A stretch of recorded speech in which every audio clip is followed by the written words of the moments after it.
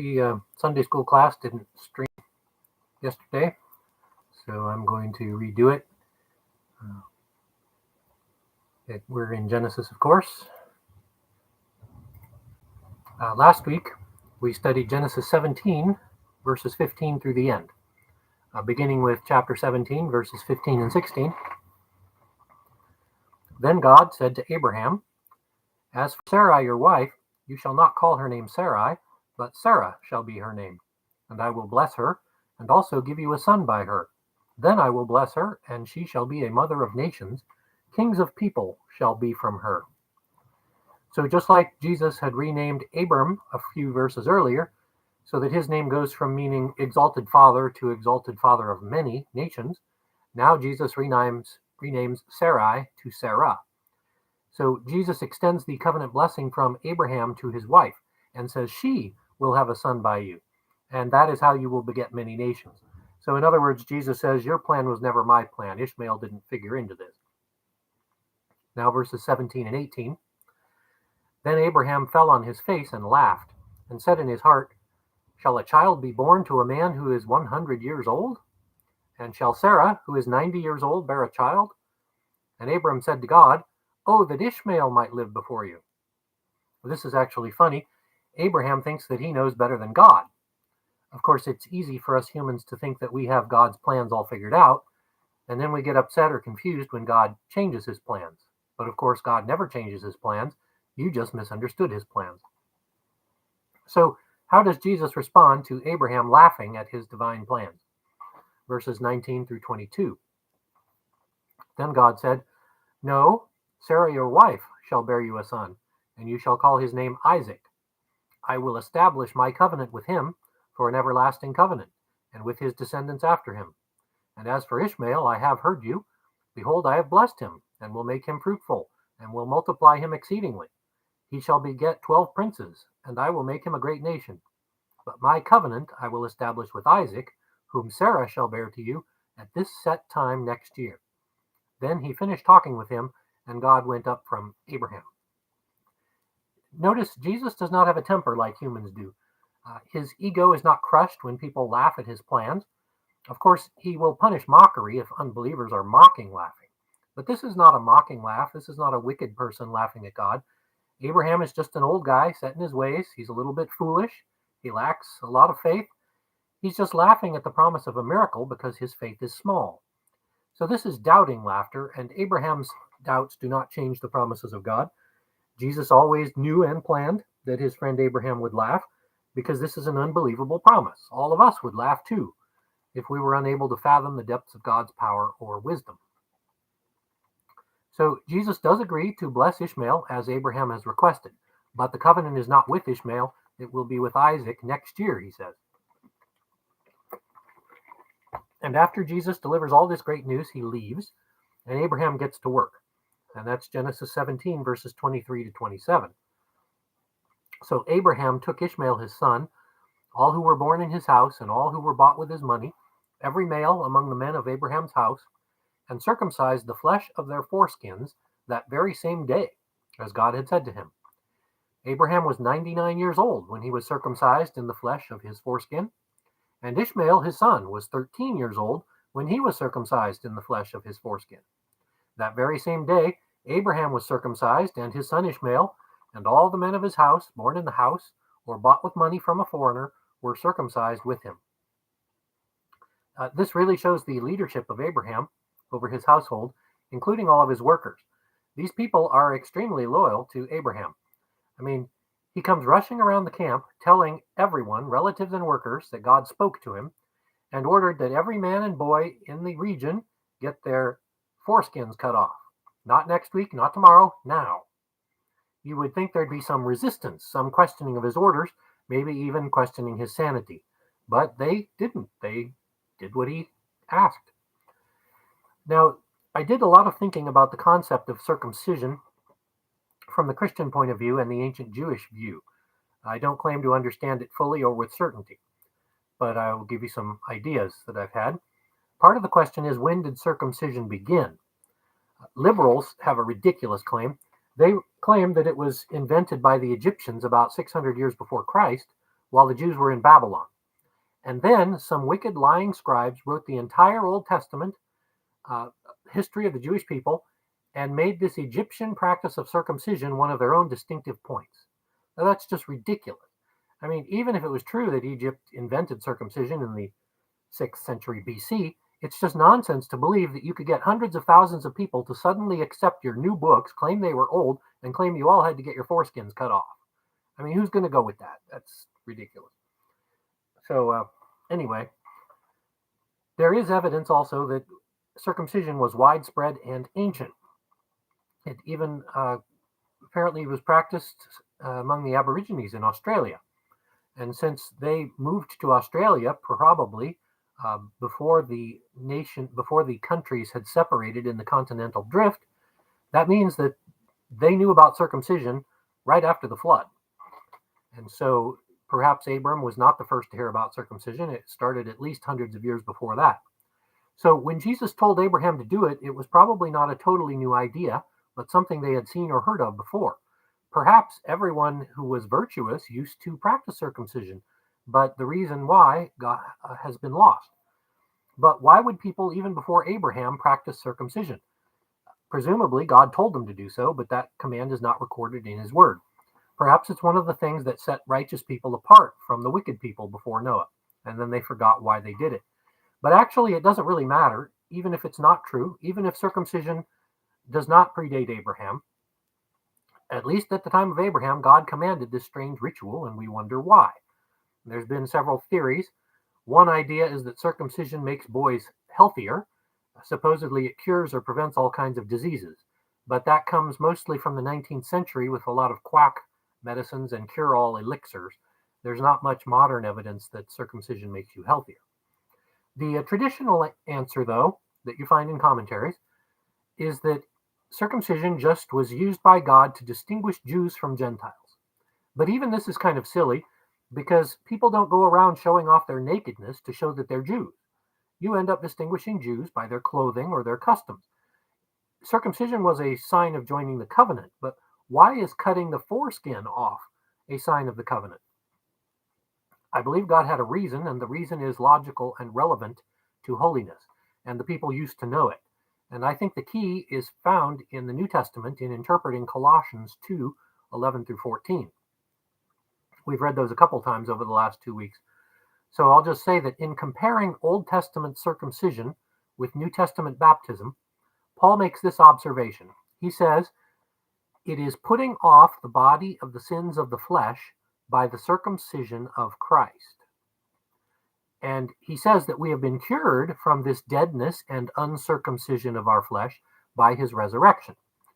So what it sounds to me like is this. In both testaments, we are all born in sin, dead in sin. We're born with the sins of the flesh, that is our Adamic sin nature, original sin as we call it.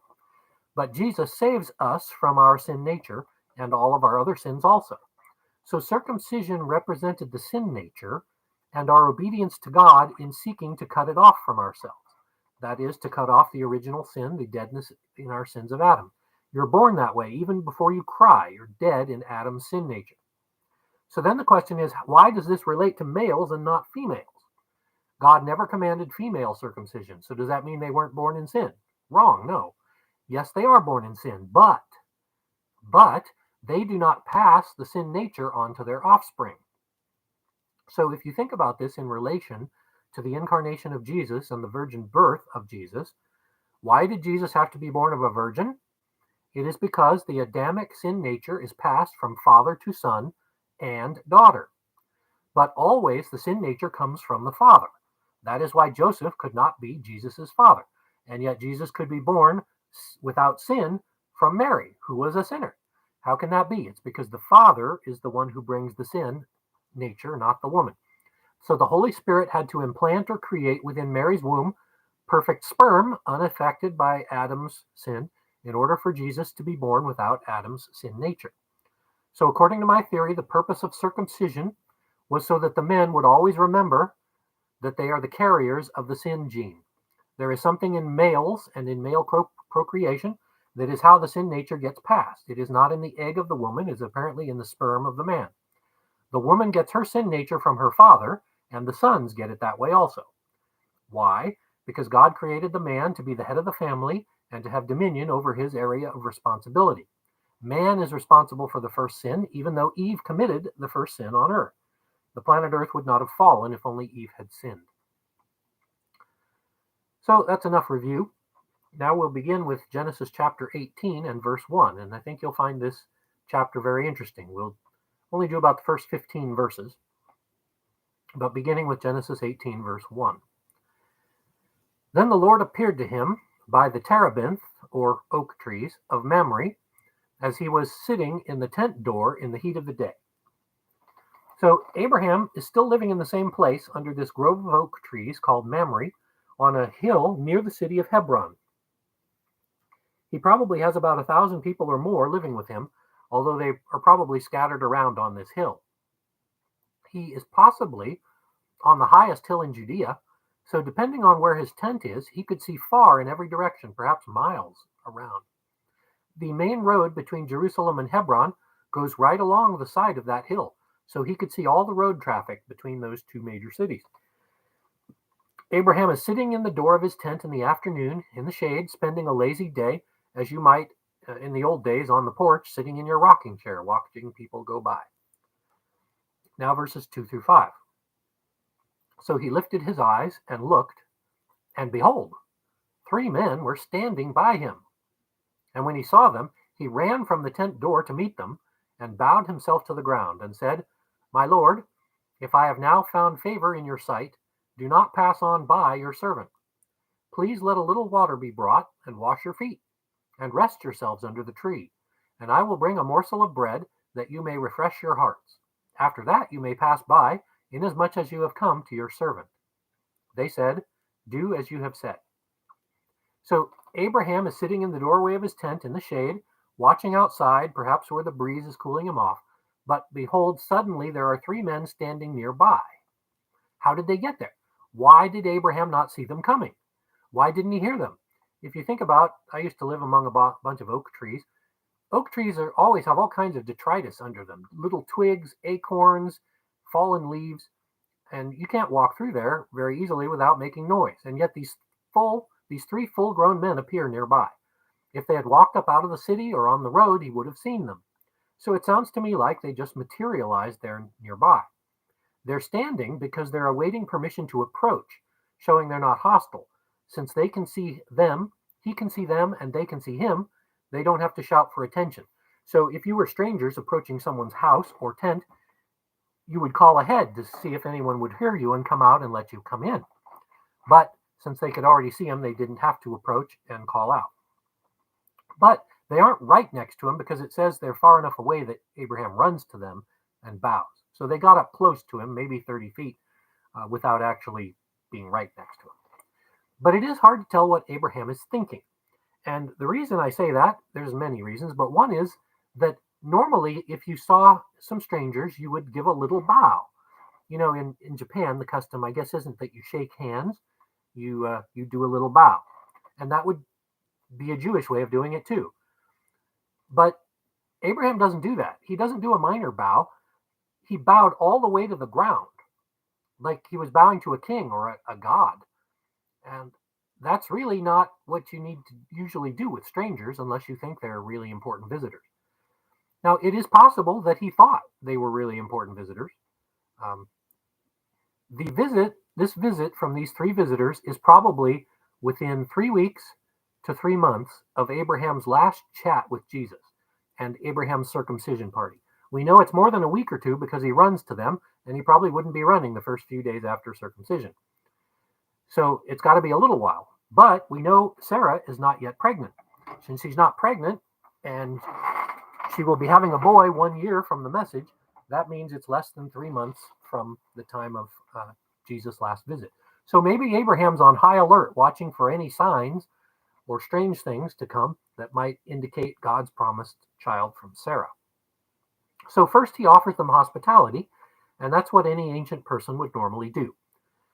In modern times, we're much too busy to do much in the way of hospitality, and also we don't view meals with strangers as a time of excitement and fun. But back then, This is how you learned news about the rest of the world. There were no televisions, no radios, no newspapers back then. So oral news out of someone's mouth is all you got.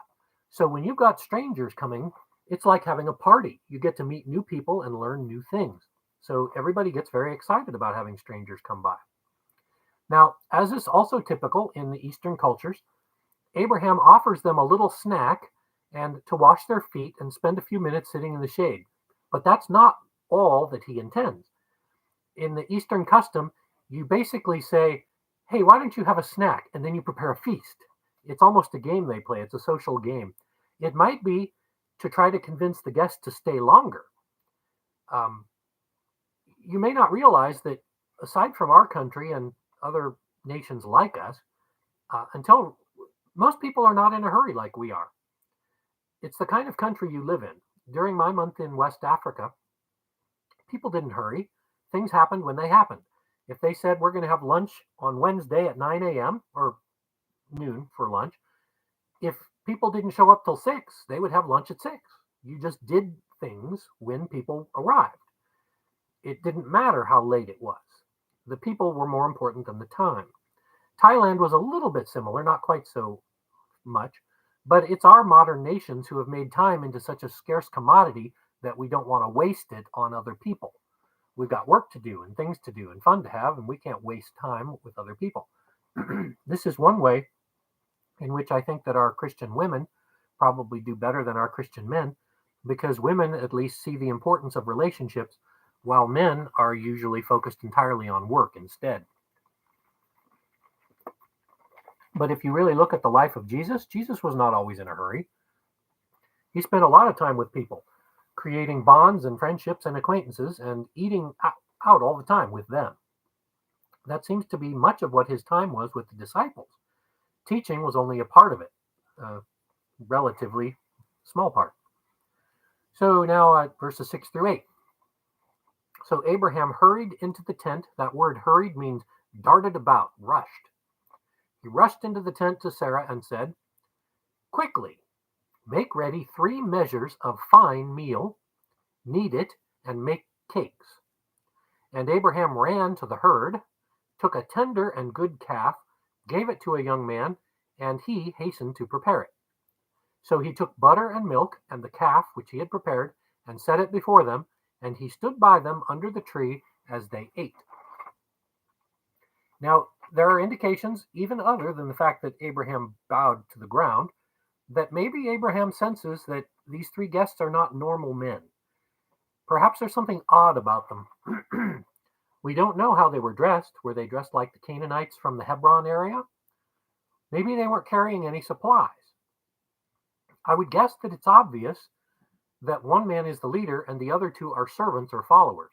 And I'm just guessing that because I'm guessing from the story that 2 of them are angels and one of them is Jesus. And therefore the angels would be acting as his assistants or helpers. And so I would presume that they would stay a bit behind and to the sides. We will find out soon that this is Jesus in a pre-incarnate form and 2 angels with him. So Abraham hurries into the tent and he tells Sarah to hurry up and make a huge amount of bread.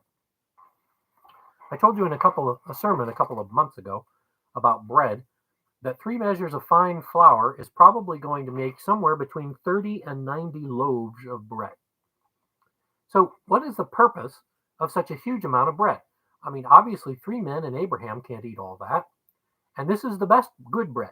Fine flour means the purest bread, flour made, not hardtack barley kind of bread that probably Jesus ate most of the time. Well, there's a couple of possibilities. One, Abraham noticed that they didn't have any bags or supplies, and so he's intending to offer them a lot of bread to go with them on their journey. Or 2, Abraham intends to share the bounty with his whole clan as a celebration. Or 3, you could take both. Maybe he intends to give them some food and have a party with his people. But still, you wonder why. I mean, making that much bread is a lot of work for Sarah, and so there must be some purpose to it. And after Sarah starts making the bread, Abraham runs out and he grabs a young cow and has a servant kill and prepare it, meaning cook it. Now, why didn't he kill it himself? I suspect it's because he didn't want to get blood all over himself when he has guests and he's got to get back to them quickly. So he probably has a servant do the dirty work of the killing, but he does prepare it, and he grabs butter and milk. I want to point out that it's either goat milk and butter or it's camel milk and butter. Cows were not yet domesticated to be milk cows. In fact, mostly what you had was those aurochs, those giant cows. And so you weren't getting milk out of milk cows. So he gathers all this food and he feeds the guests. So I'm guessing that Sarah has finished the first few cakes of the bread, and so they now have hot bread to dip into the butter and the sauces, and she'll continue baking, and it's going to take her a long time to finish all those loaves. You might ask, why is Sarah not eating with them? Well, that wouldn't be the custom, especially in Jewish households, at least not for the first visit with guests. The people are seated outside the tent, and this is a man's meal, with only Abraham joining the three guests. Now, if the guests ask to stay the night, then they will enter the tent to meet and probably talk more with the wife. But this is a preliminary meeting where the guests and the hosts check each other out and talk casually. You don't bring the whole family out to meet strangers right away. They might not be friendly guests. And you might even want to encourage these guests to go on their way after they're done eating because you don't like them for some reason. This may also be why Ishmael was not invited. You would think that Ishmael, being the male and the heir of the house, might come, but Abraham did not call him. Another reason you might think he thought they were a little weird. But notice also that the angels and Jesus eat, and the meal included meat. I've told you before that I do view vegetarianism as an ideal just because it has less potential for sin. But Jesus was never a vegetarian, not in his incarnation in the Gospels, nor in his pre-incarnate state. Here he ate beef, or veal, you might call it, being a young cow, with Abraham, and it would be a rare, rich treat. Meat was a delicacy because most people couldn't afford it. Most people might catch a bird or some fish once in a while, but cattle, they couldn't afford because that's a big commitment of time and energy and land. Abraham was rich and he could afford it. But the last point I want to make about these verses is that Abraham definitely is worried about these men. He knows there's something different about them, and that is shown in the phrase, he stood by them under the tree as they ate. In other words, it appears that Abraham is either spooked or he's afraid to sit with them. Maybe he believes they are divine messengers and he's being formal and not casual, because usually you would sit to eat with your guests. It doesn't even sound like he was eating. He's just standing nearby watching them eat. Now, someday we'll be able to ask Abraham what he was thinking, or maybe we'll see what he saw and what the angels and Jesus looked like, and that might make it obvious why Abraham is not sitting with them. But Abraham is clearly not comfortable with them, and it's only going to get worse in verse 9. In verse 9, it says, "Then they said to him, 'Where is Sarah, your wife?' So he said, 'Here, in the tent.'" Now you might wonder, why is this an odd question? Most men have wives, and it's possible they overheard Abraham rushing into the tent and asking someone to make the bread, and they might have heard her voice saying, "Yeah, sure, I'll make some bread." But you could say everyone in the land of Canaan might have heard of Abraham. He destroyed an enemy army, and maybe they've even heard of his wife Sarai. But that is the clue that this is a weird question. It has only been 3 weeks to 3 months since God changed Sarai's name to Sarah. It's possible he hasn't even told anyone except for Sarai herself. So what is really weird also is that these three strangers ask the same question, and that is why it is weird, perhaps. Did you notice the first time when they appeared, Abraham offered to make them a snack, and it says, they said, "Do as you have said." Now, when they ask a question, it says, they said to him, "Where is Sarah, your wife?" Okay, did they all ask at once in unison, like robots, all programmed to speak at the same time? "Where is Sarah, your wife?" Or did they ask one at a time? "Where's Sarah, your wife? Where's Sarah, your wife? Where's Sarah, your wife?" Either way, it's weird. It's odd. They seem to be acting in a strange kind of cooperation. They all speak together, either at the same moment or they say the same thing. And they ask about her using her new name that no one else should know, certainly not strangers. So Abraham by now must realize that these men are from God, because only God knows her name change. And he replies rather obviously that she's in the tent, and I'm guessing he gestured at it. She's in the tent. So now verse 10. And he said, I will certainly return to you according to the time of life, and behold, Sarah your wife shall have a son. Sarah was listening in the tent door, which was behind him. Now, perhaps for the first time, only one of the strangers speaks rather than all three. And he's obviously the leader, and now it becomes clear that this is Jesus, or the God, Jehovah, that Abraham's been speaking to.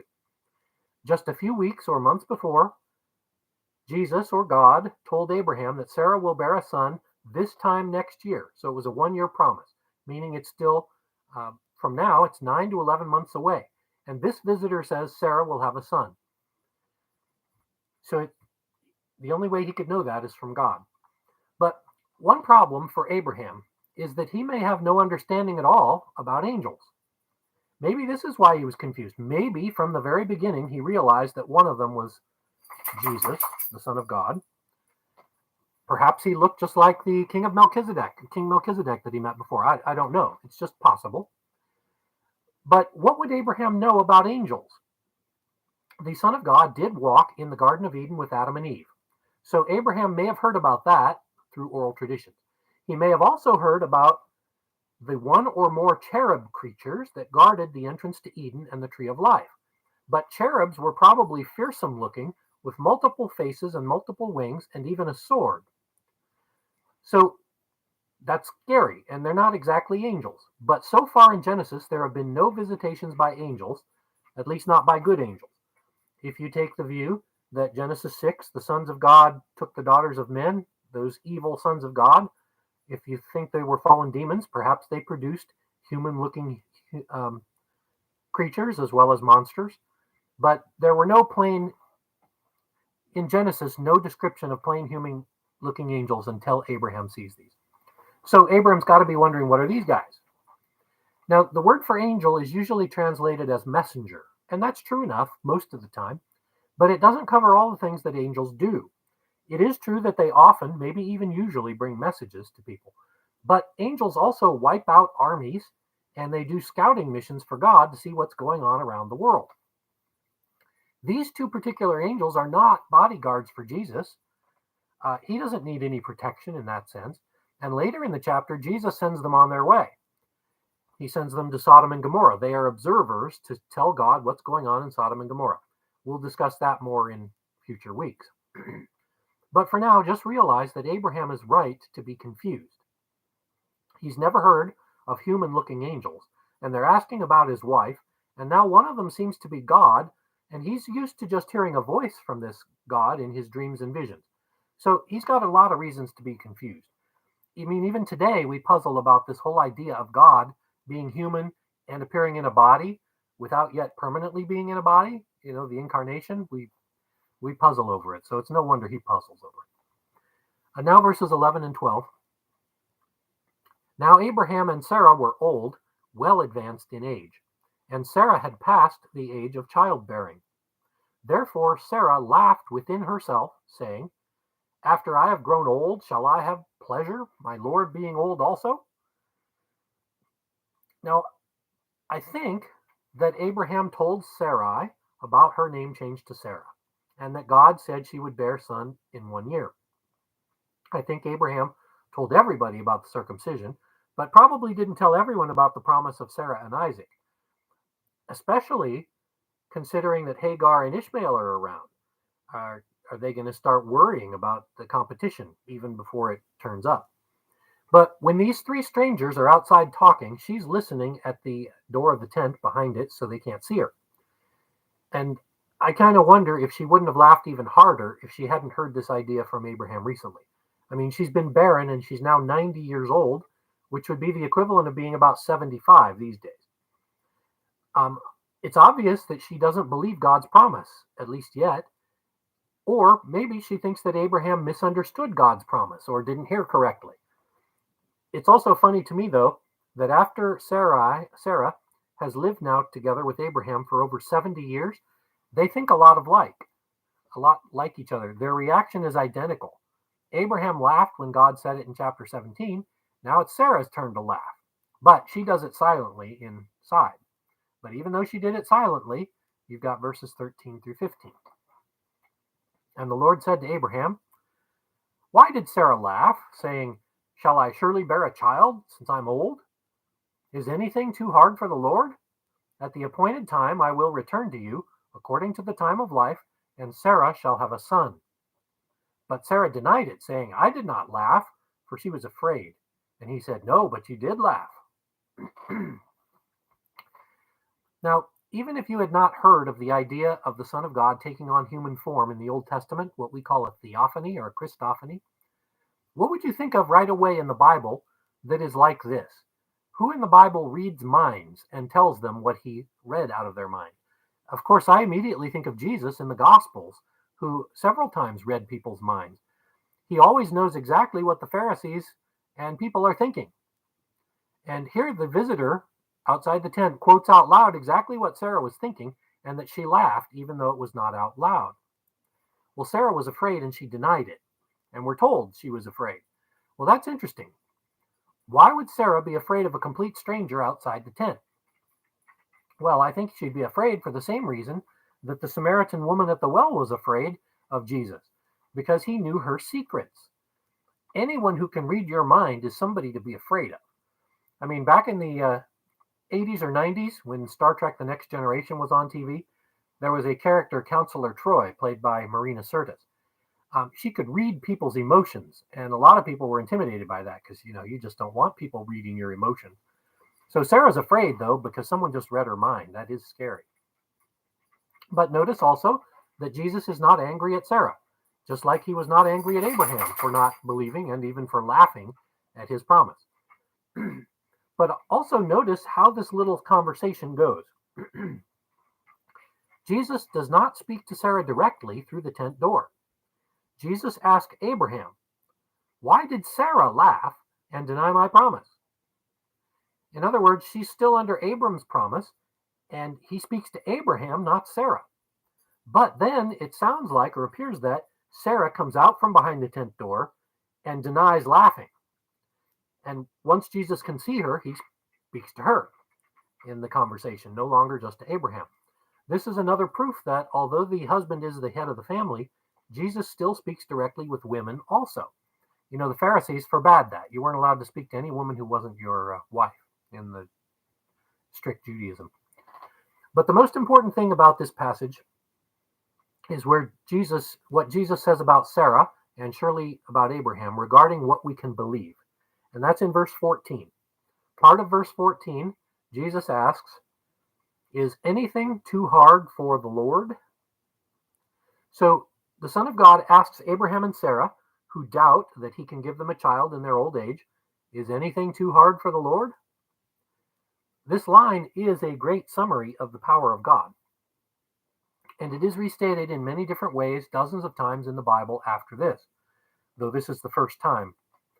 Jesus, in fact, says this in the gospel several times. You may not have thought about this, but you do actually have to limit this idea a little bit, because there are, in fact, a few things that God cannot do. Not necessarily for lack of power, but because they would be contrary to his nature. Theologians are always looking for exceptions, and there are a few exceptions to what is doable for God. I'll just give you two examples. One, for instance, God cannot sin. Now, that's not a problem of power. It's just not in his character. And another example is God cannot die or cease to exist, because God is existence personified.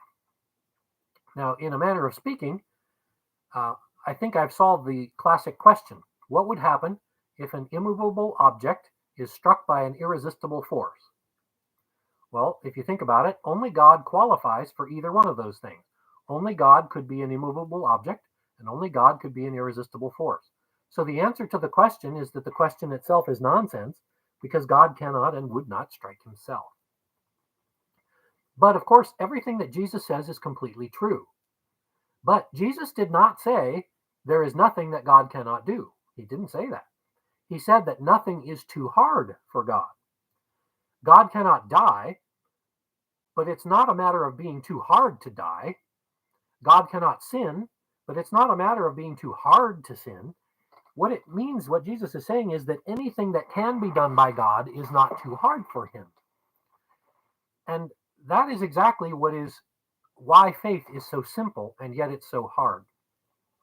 Your brain can say that you know that God can do anything, but knowing it in your brain doesn't make your brain any less doubtful, your subconscious. For example, I'm afraid of heights. Now, I'm not afraid of airplanes. I'm afraid of cliffs and edges when I'm in a place where I feel I could fall. Now, a few years ago in Arizona, I went to a local carnival, and the fire department had set up a 30-foot tall staircase with a ramp and giant jumper balloons below. I don't know what they're really called, but when people have to jump out of a burning building and they jump a few stories, they've got those giant balloons that catch them and keep them from dying on the pavement. You land on it and it catches you and it deflates. Well, I decided to try it. They talked me into it, actually. And when I got up to the top of the ramp, I was scared.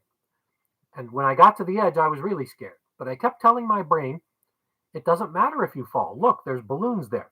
You will be caught safely. There's no harm to you. But it didn't matter.